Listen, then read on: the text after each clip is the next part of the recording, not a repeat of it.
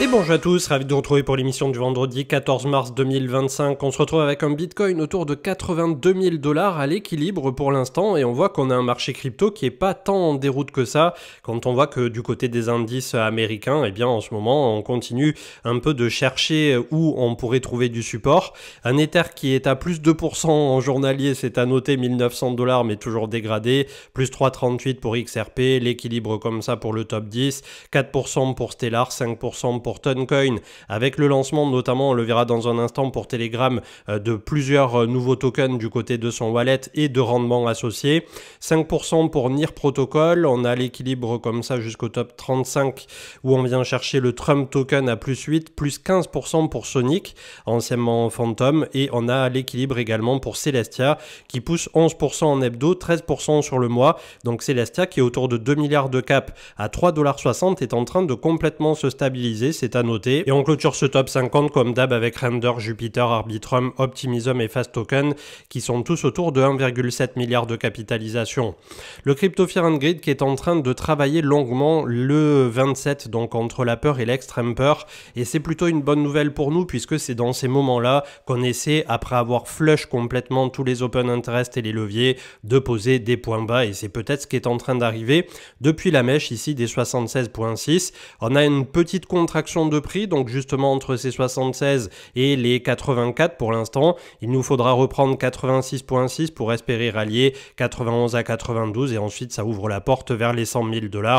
Donc pour l'instant toujours configuration dégradée, mais comme le marché des crypto-monnaies a dévissé et corrigé en amont du marché américain, peut-être que ce dernier aussi sera prompt à se remettre dans le bon sens de la marche avant que le marché américain ait bottom lui-même. Et quand on parle du marché américain, le tout avec la full moon qui a été donc aujourd'hui en éclipse, je sais pas si on le voit par rapport aux personnes qui sont sur un fuseau horaire européen, apparemment c'est plus du côté des États-Unis voire du Québec, mais si vous leviez les yeux au ciel, donc ce matin vous avez la lune qui peut paraître comme ça rouge, et donc il y a Mercure et Vénus rétrograde pour ceux qui s'intéressent un peu au côté astrologique, donc beaucoup de turbulences d'un point de vue planétaire et astro, et donc le gros chiffre du jour c'est 5500 milliards qui ont été effacés en seulement 30 jours du marché américain.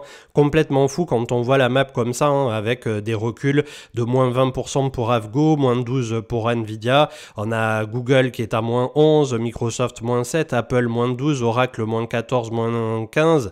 On a CRM moins 16, Meta quasi moins 20, Amazon moins 15, Tesla qui nous a fait un moins 29. Donc vraiment, en ce moment, on a eu une purge en bonne et due forme pour le marché US. Et pour autant, comme on va le voir dans quelques instants, est-ce que c'est régulier? Est-ce que c'est sournois ce qui est en train d'arriver ou est-ce que ça n'est jamais arrivé? La réponse est bien entendu non, mais on va voir un peu plus le détail dans les statistiques et vous verrez que ce qui est en train de se dérouler du côté du marché américain est à la fois une très bonne chose pour le long terme et une opportunité pour ceux qui avaient un petit peu de cash de côté à investir. Unfolded qui nous disait que les open interest, que ça soit sur les échangeurs centralisés et décentralisés, sont revenus à des niveaux pré-ETF. C'est une très bonne nouvelle, on est en train de reset complètement le marché crypto. Alors pour le meilleur et pour le pire, est-ce que c'est le début d'un bear market? Est-ce que c'est juste l'entre-deux du cycle qui nous conduira vers des nouveaux points hauts autour de l'automne 2025? Je pose ça là. En tout cas pour l'instant, on a le gold qui nous a poussé 3000 $ l'once, on est venu chercher 3005, 3010. Donc bonne nouvelle pour ceux qui ont investi dans l'or depuis ces dernières années. Goku avec Telegram Wallet qui va donc ajouter 50 tokens et lancer un programme de yield, plus de 50 cryptos dont ETH, XRP, Doge, PP et une fonctionnalité de Earn seront ajoutées. Donc ça c'est plutôt cool, hein, puisque Telegram aujourd'hui beaucoup de monde l'utilise. Donc c'est un peu dans la poche de monsieur tout le monde déjà, même ceux qui s'intéressent pas aux cryptos. Zone Bourse qui titrait la bourse indienne en chute libre, 1000 milliards de dollars envolés, un marché en correction brutale après des années de forte croissance. La bourse indienne connaît un retournement sévère, donc à voir aussi pour les marchés émergents comment se comporteront donc ces fameux marchés une fois qu'on aura fini notamment la correction du côté des États-Unis. Benjamin Cohen, Into the Cryptoverse, qui nous mettait le chart de SPX par rapport au Money Supply 2. Donc effectivement, on est venu chercher le point haut qui a été rejeté, le même que depuis 1998 au moment de la bulle Internet. Donc suite à ça, on avait un S&P 500 qui avait drop de 20% pendant 2 mois et ensuite on avait eu un rallye, etc. Et donc en ce moment, la question à se poser par rapport au S&P S&P 500 et au Nasdaq, c'est quel est l'écart type. Et donc au travers de ça, je vais vous donner deux statistiques. Premièrement, là on en a déjà discuté pas mal de fois sur la chaîne, c'est l'écart à la moyenne mobile 200 semaines. Et donc comme le mettait en avant ici TrendSpider, il mettait lui 4953, mais on est très très proche puisqu'elle est à 4800 et des brouettes la moyenne mobile 200. Donc tout ce qui se passera pour le S&P 500 sous les 5000 points, ça nous donne à peu près un moins 20%. Et vous allez voir que moins 20%, c'est pas un chiffre au pif, puisque c'est quelque chose qui au passage nous sépare de deux phases de marché bien distinctes et surtout d'une phase récurrente qui revient comme ça qu'une fois tous les 4 ans. Acheter le casino plutôt que d'y participer. Et dans l'univers de la bourse, en effet, il y a deux types d'acteurs, les joueurs et les maîtres du jeu. Les joueurs, ce sont les investisseurs et les traders qui tentent d'anticiper les mouvements du marché. Les maîtres du jeu, ce sont ceux qui possèdent les bourses elles-mêmes. Et devinez quoi? Eh bien, être du côté des maîtres du jeu est bien plus rentable sur le long terme puisque les chiffres en effet parlent d'eux-mêmes. Aux États-Unis, sur 20 ans, alors ok, c'est très long et peut-être que sur les 5 dernières années, le monde a changé, mais en tout cas sur une vingtaine d'années, c'est plutôt parlant. Des entreprises comme Nasdaq Inc., c'est l'entreprise donc qui détient le Nasdaq en tant que tel, et l'Intercontinental Exchange ICE ont explosé avec des performances respectives de plus 2500 et plus 2400%, surpassant très largement l'indice Nasdaq 100, pourtant composé des plus grandes entreprises technologiques qui lui n'a poussé dans le même laps de temps que plus 1200%. Alors c'est à mettre en perspective puisque ça reste une performance extraordinaire, mais on voit quand même qu'on est sur le double bien tassé. En Europe, le constat est le même. En 10 ans seulement, Euronext et Deutsche Börse ont offert des rendements de plus 400 et plus 360%, bien au-dessus des indices traditionnels comme le CAC 40 pour la France, plus 60%, et le DAX allemand, plus 92%.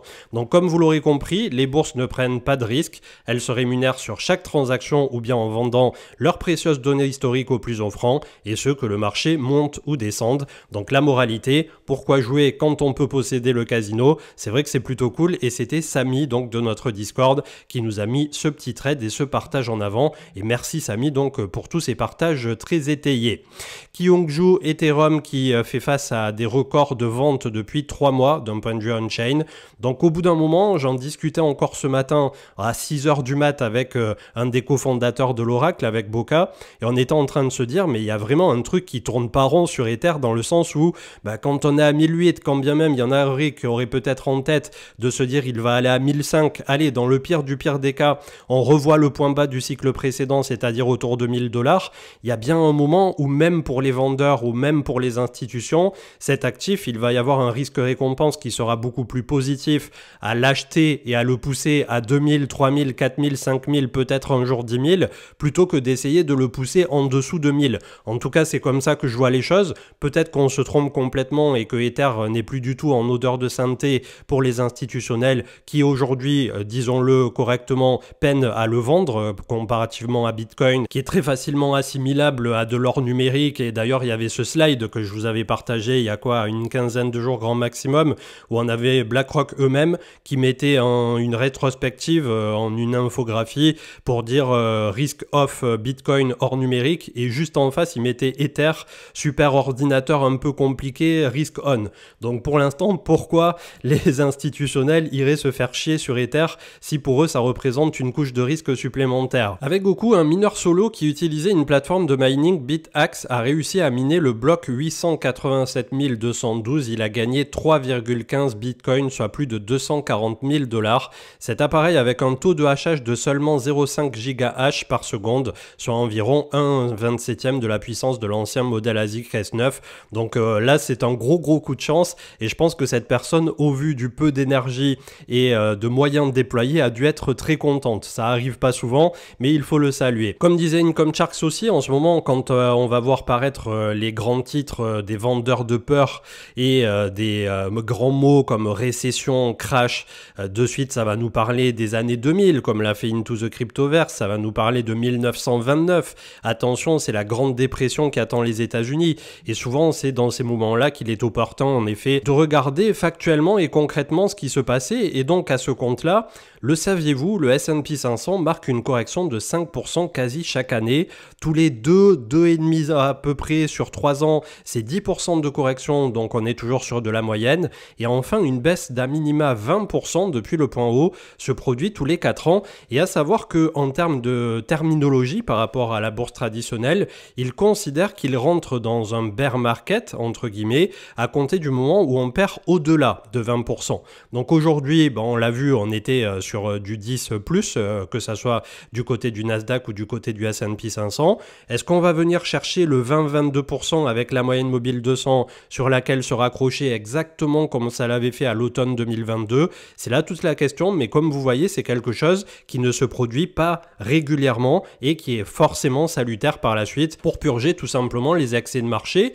Income Charts toujours nous disait le chart du S&P face aux élections et notamment au mid-term. Donc on a toujours une belle inauguration. Après la deuxième année, ça a tendance un peu à être mou du genou et derrière on a le mid-term rally exactement comme ça l'avait fait sous l'administration déjà Trump à l'époque et sous l'administration Biden. Donc c'est coupé à chaque fois en deux, mais ce qu'il voulait surtout mettre en avant, c'est que ça soit un camp ou l'autre. Sur Trump, il y avait eu 70% sur 4 ans de gains, dont 20% la première année et au mid-term 34%. Sous Biden, on était à 25% la première année et 30% au mid-term, donc on est sur du 70-60. Vous voyez que l'équilibre est plutôt respecté et on verra ce coup-ci si en effet on respecte ces chiffres, parce qu'en ce moment on se pose pas mal de questions. Axel Adler qui nous parlait du crypto fear avec une zone extrêmement importante qui n'a pas été vue depuis justement les points bas autour de l'automne 2024 après cette contraction de prix qui avait duré 7-8 mois et également des points qui n'ont pas été vus depuis le bear market. Donc on va voir ce que ça va donner, hein. Ça peut encore se dégrader comme on l'a vu d'une dizaine de pourcents pour le marché américain pour venir chercher une grosse vingtaine de pourcents de correction, mais en l'état, vu que le marché crypto a corrigé en amont du marché traditionnel, peut-être que ce dernier sera aussi apte à se relever un peu plus vite, le tout avec une divergence boule en ce moment, mais on l'avait vu aussi dans la dernière émission face au RSI pour le BTC. Donc croisons les doigts pour qu'on arrive plutôt au bout de cette correction et que cet été ça permette de poser les choses, de laisser respirer un peu tous les esprits qui s'étaient beaucoup échauffés autour de tout ça et de repartir sur un automne en bonne et due forme. Toujours avec Axel Adler, l'inflation des États-Unis est descendue à 2,8% en février. Donc pour l'instant le consensus était à 2,9, mais voilà, pas de rebond d'inflation pour le moment. Le Goku, la SEC qui reporte la proposition de staking sur l'ETF Ethereum de 21 shares ainsi que le processus d'approbation pour les ETF spot suivants, ETF XRP de Canary, 21 shares Bitwise, Wisdom Tree et CoinShares et les ETF LTC de CoinShares, Canary et Grayscale, et que j'en oublie pas un autre, il y a effectivement ETF Solana, 21 shares Canary, Grayscale, Van Eck, Bitwise et l'ETF de ADA dont seulement Grayscale était le dépositaire. On passe à l'analyse technique avec ce chart, c'est le chart du Nasdaq avec un énorme M ici qui est bien visible entre guillemets, en double top parfait, et donc cet indice qui est beaucoup plus volatile que le S&P 500 puisque la tech a porté littéralement le marché américain mais a connu aussi des amplitudes de mouvement qui étaient beaucoup plus fortes. On est aujourd'hui à moins 14,53 et on est en train d'arriver sur un support puisque à moins 15,22 on a en effet la zone avec la moyenne mobile 50 hebdo et en plus on a le point haut ici de novembre 2021. Si jamais ça venait à se gâter, on a moyenne mobile 200 à 26,27 et moyenne mobile 100 autour de 25,62 et on va faire un petit fibo de l'ensemble du dernier mouvement pour constater que on cumule la moyenne mobile 200 avec le 0,618. Donc ça serait une fois de plus juste parfait d'activer le M-top, de venir chercher le report. On vient d'ici cet été travailler la moyenne mobile 200 et derrière on repart. Franchement c'est quelque chose qui serait assez extraordinaire. Je pense pas que le marché nous donne ça servi sur un plateau, mais en tout cas ça serait voilà, juste parfait pour pouvoir payer et notamment sur les indices comme les ETF. Le S&P 500 lui est bel et bien dégradé aussi. On a cassé déjà le M-top, on a perdu le support des 5640, on perd la moyenne mobile 50 à 5650. Ça va être l'accélération peut-être dans un premier temps qui nous conduira autour de 5270, moyenne mobile 100 à 5100, petit support ici mais bon 4950 c'est pas très intéressant. Pourquoi? Puisqu'en juste en dessous on a les 4008 sur lequel la moyenne mobile 200 va pas tarder à remonter, on y sera autour de mai, donc clairement ça nous ferait quelque chose à la automne 2022 où l'on avait purgé à l'époque à peu près moins moins 27%, moins 28%. Donc là, ça nous fera un moins 22 de souvenir. Je vais quand même vous le remesurer pour pas vous dire de bêtises. Mais voilà, si on vient sur le support, c'est moins 22. Si on venait en ligne droite à aujourd'hui sur la moyenne mobile 200, c'est moins 24. Il y a assez peu de chances quand même qu'on traverse tous les sols comme ça d'un seul coup. Et si vous cumulez ça aux statistiques que je viens de vous donner à l'instant, vu que ça ne se passe que tous les 4 ans en moyenne, vous voyez bien que d'un point de vue des indices, pour ceux qui se rongeaient le sang de ne pas pouvoir payer les points hauts, et notamment du côté des ETF comme Amundi World, eh bien aujourd'hui le World a reculé de bout en bout de environ 12%, et s'il reculait jusqu'à la moyenne mobile 200, ça serait moins 25, moins 26%. Donc en gros, si on prend en considération que le S&P c'est 8% par an et que le World c'est une dizaine de pourcents, vous gagnerez 2 ans de rendement si on arrive à un moins 22 et à payer cette zone. Et si vous êtes déjà dedans, que vous avez fait du DCA au travers du temps, ça va vous permettre de moyenner votre prix à la baisse globale du portefeuille et par la suite de bénéficier bien entendu de dizaines d'années supplémentaires de prospérité comme on l'espère tous. DXY qui a rebondi sur son support, donc ça front-run légèrement les 102.8 et moyenne mobile 200 autour de 102.4, c'est normal, ça avait bien baissé. Et le gold comme on le voyait tout à l'heure qui nous a fait un nouveau point haut autour des 3000 $ l'once. Est-ce que ça va continuer de pousser? On est quand même en surachat, je suppose que ça ira pas beaucoup plus haut, mais voilà, c'est plutôt intéressant de voir qu'au moment où tout le monde enterrait les métaux précieux, eh ben, ils sont en train de repartir et pas qu'un peu. Et à ce compte-là, on a également un potentiel break en préparation du côté du silver, c'est-à-dire l'argent, et avec un point haut donc qui avait été fait en avril 2011. On repart très loin dans le passé et qui se trouvait autour de 48 $ l'once. Donc à vous de voir. Personnellement, c'est pas un truc que j'ai beaucoup suivi l'argent, et j'ai l'impression qu'il a tendance à faire des mouvements un peu erratiques. Donc je regarde ça de côté, j'ai vu que Tino Bourse en parlait, enfin voilà, j'ai pas encore vraiment statué là-dessus, mais je vais pas me ruer sur l'argent, j'étais sur l'or, et pour l'instant, de même que ce que nous a inculqué le Bitcoin sur ce cycle, il vaut mieux rester sur les leaders plutôt que d'aller sur le second du marché. Que nous dit le crypto total pour le marché crypto? Eh bien on est à 2630 milliards sur la moyenne mobile 50, c'est la zone pour l'instant des 2006 à ne pas perdre, c'est plutôt propre, mais bon voilà, support RSI aussi, c'est le moment ou jamais de se bouger les fesses pour le marché crypto. Le Bitcoin pareil, il a front-run très légèrement la moyenne mobile 50 qui se trouvait à 75,5 et on était venu à 76,6.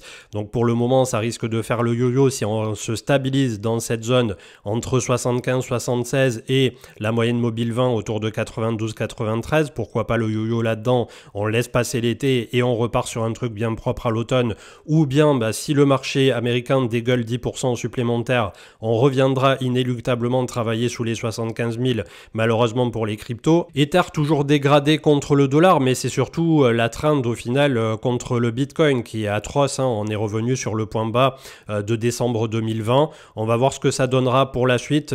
Ça mettra beaucoup de temps à se relever. Comme je vous disais, au-delà de l'attrait spéculatif, il y a aussi beaucoup de questionnements par rapport aux fondamentaux. Qu'est-ce qui fait factuellement qu'aujourd'hui Ethereum est devenu, en tout cas sur le papier comme ça, persona non grata des marchés par rapport au marché crypto? Je ne sais pas, j'ai pas de réponse précise et factuelle, concrète et étayée à vous apporter. On pourrait dérouler je ne sais combien de thèses, autant positives que négatives à court terme vis-à-vis d'Ether, mais ça reste un mystère de pourquoi à minima il n'a pas suivi la performance de Bitcoin. Allez, un petit pour la fin, c'est FDJ qui désormais s'appelle FDJ United, qui est en train de revenir donc sur son support et qui est finalement dans ce qu'on pourrait qualifier d'un grand range entre le point bas des 29 € et le point haut qu'il est venu chercher donc ici, c'était en janvier 2023 autour de 40-41 €. On pourrait l'ajuster légèrement en dessous autour de 40 € tout pile, puisque effectivement c'est une zone qui a bloqué à plusieurs reprises,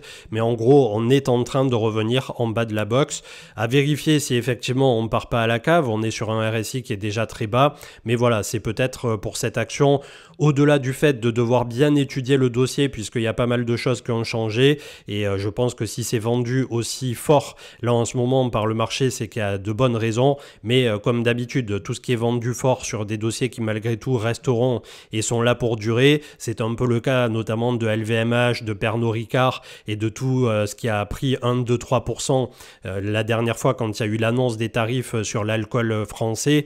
Et bien voilà, c'est une guerre commerciale qui est en cours, sur lequel il va y avoir des reculs, des ajustements et des agreements, c'est-à-dire des accords, et au bout d'un moment, tout ce qui aura un peu trop perdu justement, finira par tôt ou tard retrouver ces écarts à la moyenne, et c'est exactement ce qu'on disait tout à l'heure sur le S&P 500, moins 20% tous les 4 ans, et bien c'est exactement ce que nous propose la bourse traditionnelle, et ce qui nous permet comme ça par la suite, pour les investisseurs avisés ou ceux qui font du DCA au travers du temps, de lisser un prix de revient, et notamment sur les ETF, et d'avoir des entrées qui sont somme toute assez sympathiques. Je vous souhaite une excellente journée, c'était une émission qui n'était pas prévue aujourd'hui, donc n'hésitez pas, le petit pouce et le petit commentaire, je verrai si on en fait une autre ce week-end, et au pire du pire, on se retrouvera lundi. Très bon week-end et à très vite.